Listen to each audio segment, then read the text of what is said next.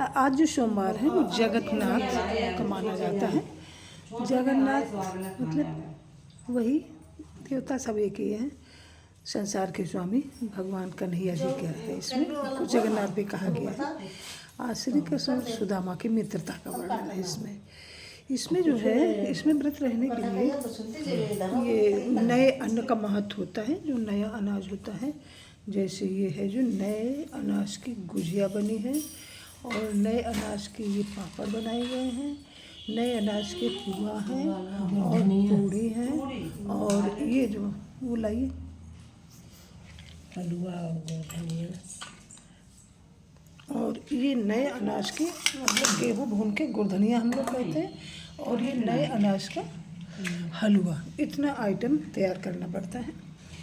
पुआ, गुजिया, पापड़, पूड़ी और गुड़धनिया, हलवा। इसके लिए पूजा के लिए हमें लोगों को मतलब ये आम और गेहूं की बाली और प्रतिमा जगन्नाथ जी की और गेहूँ, वही नए गेहूँ के ही आटे के दीपक बनाए जाते हैं। इतनी तैयारी करनी पड़ती है, तो इससे है जो सुख समृद्धि आती है और महिला व्रत रहे ज़्यादा अच्छा होता है। और आप लोगों को इनके बारे में एक कथा भी सुनाएंगे, तो आप लोग सुनना। श्री जगन्नाथ जी की स्वामी की कथा। मित्रता हो तो ऐसी हो जैसे कृष्ण और सुदामा बचपन के दोस्त थे। तो कहावत है, a friend in need a friend in deed. मित्र वही जो समय पर काम आवे। तो कन्हैया जी ऐसे ही थे। जब मिले हैं कन्हैया जी तो भगवान बहुत दुखी होकर कहते हैं कि हाय महादुख पायो सखा, तुम आई तैनकते दिन खोए। जी 60 में बहन जी इसकी कथा हमारी चंद्रकिरण शुक्ला आप लोगों को सुनाएंगे, और आप लोग ध्यानपूर्वक सुने।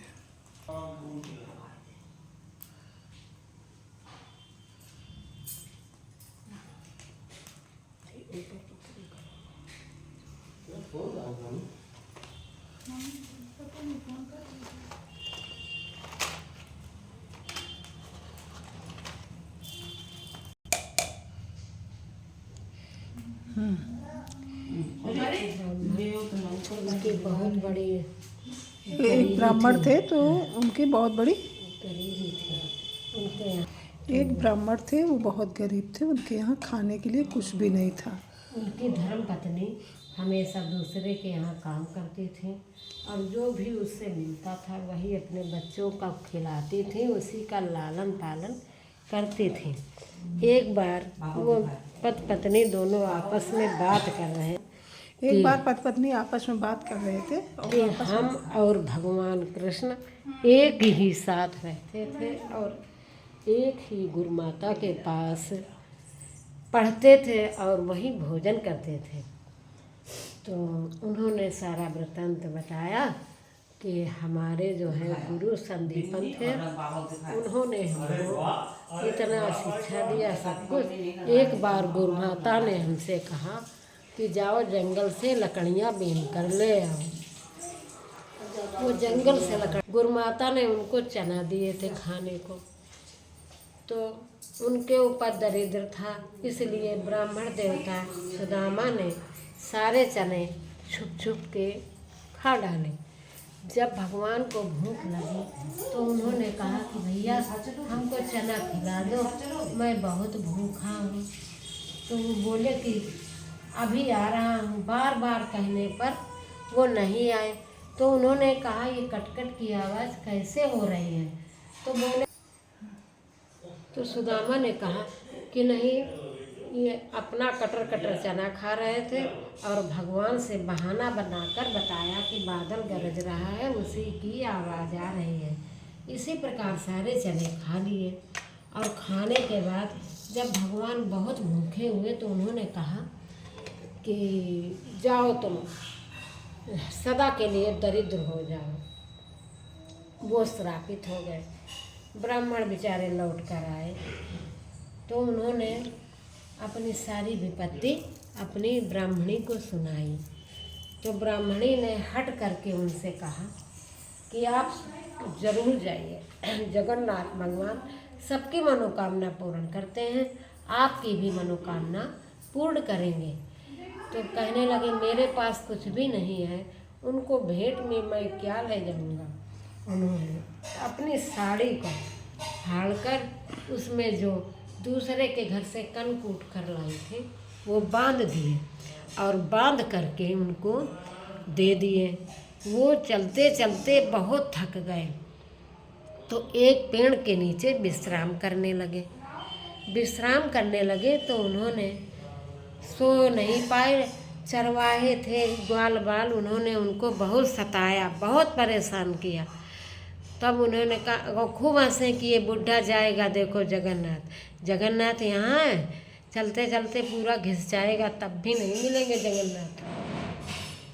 लेकिन उन्होंने पत्नी के कहने के अनुसार वहाँ से चल दिया। तो वहाँ पर एक जगह एक किसान और किसानिन बैठी थी, वो अपना खेत रखा रही थी, उसमें गेहूँ खूब खड़े थे। उन्होंने कहा कि हमको 5 बाली दे दो, हम अपने जगन्नाथ भगवान की पूजा करेंगे। उन्होंने कहा जा जा अपने खेत से, नहीं तो बहुत मारेंगे। लेकिन ब्राह्मणी ने उसको 5 बाली मांगे दे दी। वहीं पर उन्होंने ब्राह्मणी ने दीपक जलाया और उनकी पूजा की। इसके बाद वो आगे बढ़े। चलते चलते पैरों में छाले पड़ गए, बीमारी फट गई, कांटे चुभ गए और चुभते चुभते खून आने लगा। लेकिन जगन्नाथ धाम नहीं दिखाई पड़ा।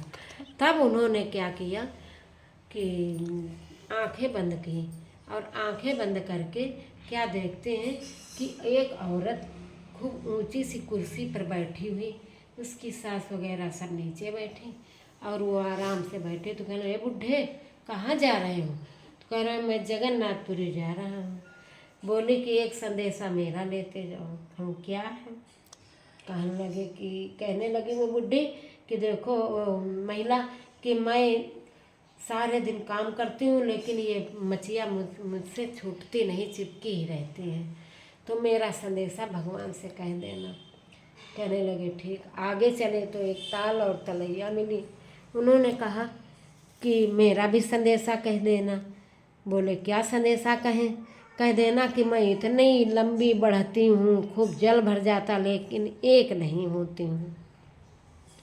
बोले ठीक है, मैं तुम्हारा संदेशा लेता जाऊँगा।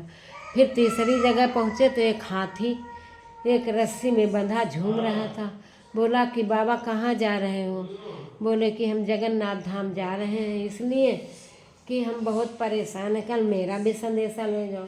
बोले क्या कल मेरा? इतना बड़ा आप देल पाल, इतने मोटे तगड़े, लेकिन फिर भी हम इस रस्सी में बंधे झूल रहे हैं। कहने लगे ठीक, हम लेते जाएंगे। फिर आगे एक मिली महिला। बोले बाबा कहाँ जा रहे हैं? कल मैं जा रहा हूँ जगन्नाथ धाम।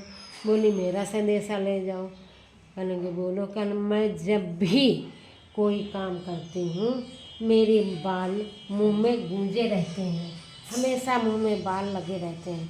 कहने लगे ठीक, मैं तुमको ले जाऊँगी, तुम्हारा संदेशा ले जाऊँगा। आगे एक पेड़ आम का मिला। उसने कहा बाबा कहाँ जा रहे हो? बोले कि हम इसलिए जा रहे हैं जगन्नाथ धाम, जो मेरे ऊपर बहुत बड़ी गरीबी है, वो मेरे कष्ट सहेंगे। कल मेरा भी एक कष्ट सुनते जाओ। बोली क्या? कल मेरे में इतने फल लगते हैं, सब कुछ होता है, लेकिन हम उसका उपभोग नहीं करते, उपभोग करते ही उसमें कीड़े पड़ जाते हैं। बोले ठीक है, तुम्हारा संदेशा कह देंगे। इसके बाद चले वहाँ से। तो भाई चलते चलते एक कुम्हार का आवा मिला। तो बोले शाम है, लाओ इसी में आराम करने बैठ के, यहाँ कोई है नहीं। वहाँ बैठे तो बहुत आदमी आए, हंसने लगे। कहाँ जाएगा बुढ़ा, कहाँ से आया भाई, इसको कुछ खिला पिला दो। बोले भैया हम जगन्नाथ धाम जा रहे हैं और हमारी इच्छा है कि हम भी वहाँ से कुछ पाएँ। तो कहने लगे अच्छी बात है। वो भैया अपने कहने लगे दिन दुखी होकर कहने लगे कि तुम ये बुढ़ा अगर हम ये जाने कि कुम्हार के जलते हुए आए हुए में घुस जाए तो हम जाने ये जगन्नाथपुरी जाएगा। उन्हें चिढ़ावत हुए इतने घुसाए गए कि वही आवन घुसी गए। जैसे वही आवन घुसे तैसे उन्हें पूरो जगन्नाथ धाम सब दिखाई पड़ने लगे। तो लिंगड़ा पहुँचे।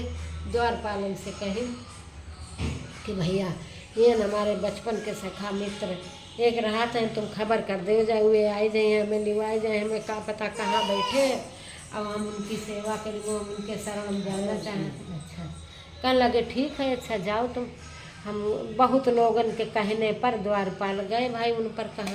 बत्ती तो जल नहीं रही इसमें। जल नहीं इसमें हाँ जल नहीं। कहने लगे ठीक है जाए रहन। तो जब हुन जाए के पहुँचे तो कन्हैया जी से ये बात बताएं कि तुम्हारे एक बचपन के ऐसे फटाहा चिटहा आए हैं दोस्त कि उनके पास कुछ भी नहीं है और वे मिलवे के मारे बेचैन हैं। तो कहने लगे कि बताओ भाई।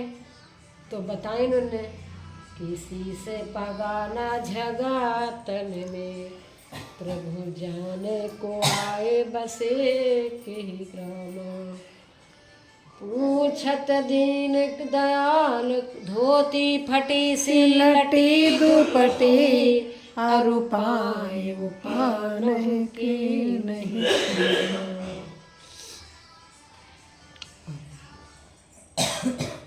उनके पास कुछ भी नहीं है। और पूछत दीन दयाल को धाम और बतावत आपनो नाम सुदामा। ज्यों ही भगवान ने सुदामा का नाम सुना और सुन करके उनकी विपत्ति को देखकर वो नंगे पैर बिल्कुल दौड़ पड़े और दौड़ते उनको अपने गले से लगा लिया।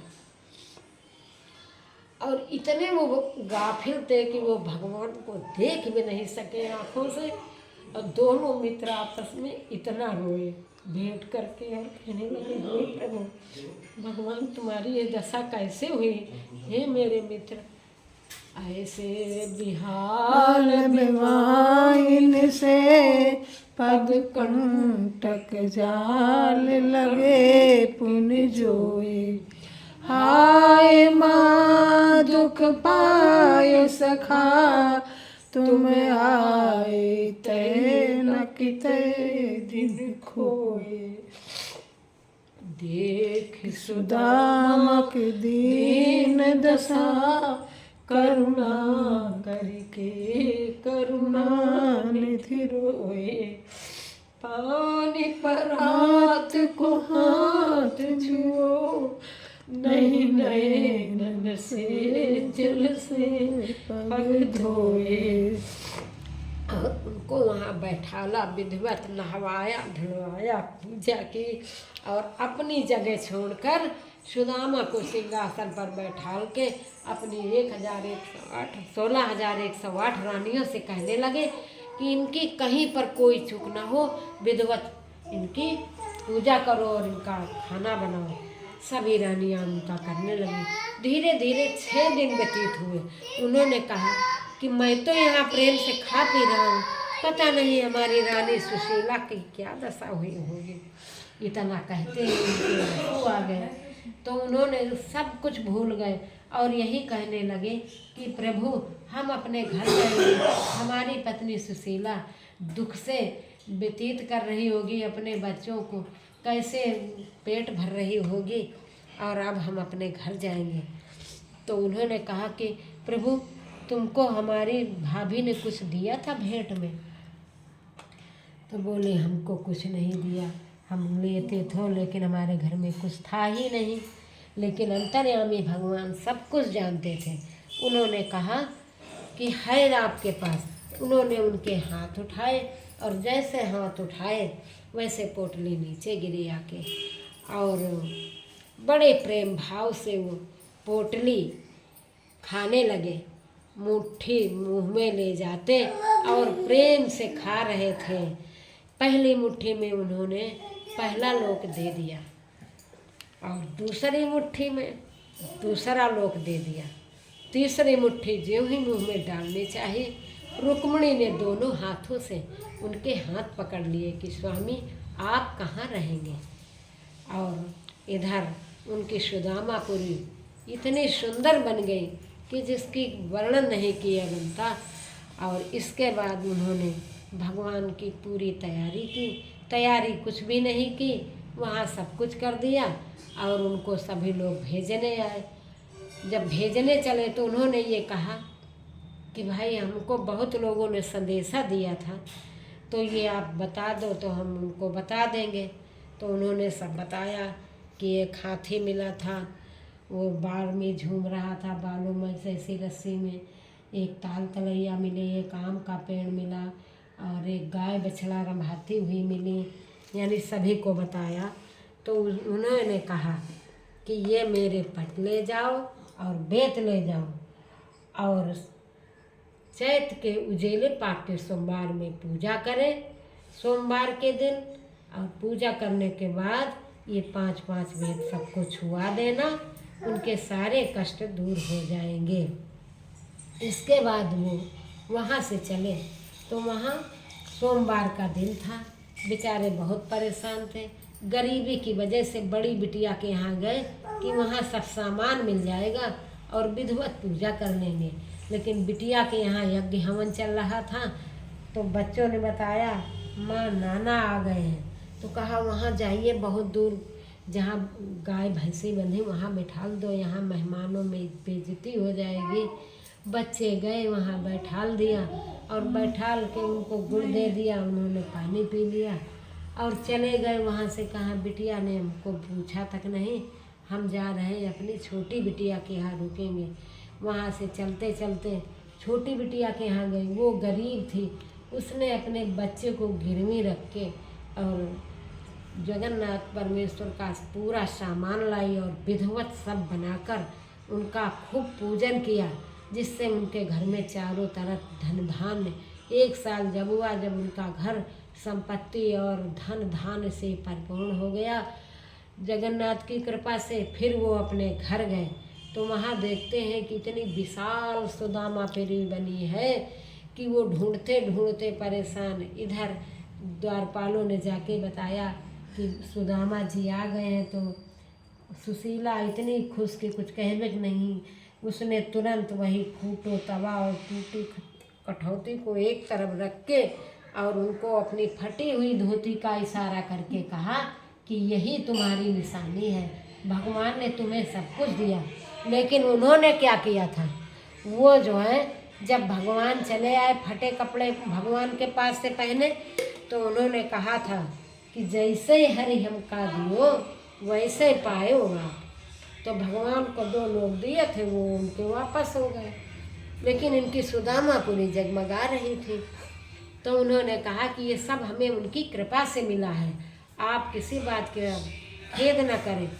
और तो उन्होंने कहा हम पहले यज्ञ करेंगे, इसके बाद हम अपने घर के अंदर जाएंगे। उन्होंने विधि विधान से आज के दिन यज्ञ किया और यज्ञ करके सबको बुलाया, बड़ी बिटिया छोटी बिटिया सबको भोजन में बैठाला। तो बड़ी बिटिया घमंड से आई थी और छोटी बिटिया पिता की आस्था देख कर आई थी।